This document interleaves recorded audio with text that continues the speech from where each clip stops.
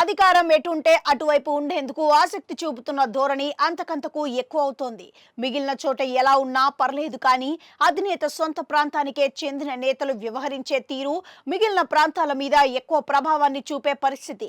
ఇప్పుడు ఇలాంటి పరిస్థితినే ఎదుర్కొంటున్నారు మాజీ ముఖ్యమంత్రి వైసీపీ అధినేత వైఎస్ జగన్మోహన్ రెడ్డి. కడప కార్పొరేషన్ పరిధిలోని వైసీపీ కార్పొరేటర్లు పలువురు జగన్ కు షాక్ ఇచ్చేందుకు సిద్ధమయ్యారు.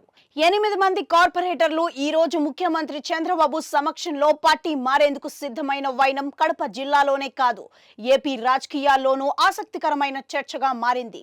కడప జిల్లా అన్నంతనే యావత్ జిల్లా మొత్తం వైఎస్ కుటుంబానికి వీర విధేయులుగా చెబుతారు.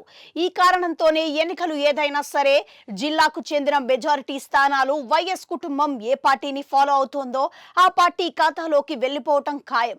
అలాంటిది జగన్ చేతి నుంచి అధికారం చేజారిన ప్రస్తుత పరిస్థితుల్లో వైసీపీకి చెందిన 8 మంది కార్పొరేటర్లు అధికార తెలుగుదేశం పార్టీలో చేరేందుకు రెడీ అయిపోయారు.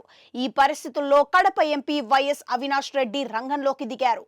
పార్టీ మారేందుకు సిద్ధమైన 8 మంది కార్పొరేటర్లను బుజ్జగించేందుకు ప్రయత్నాలు చేసినా ఫలించలేదన్న మాట వినిపిస్తోంది.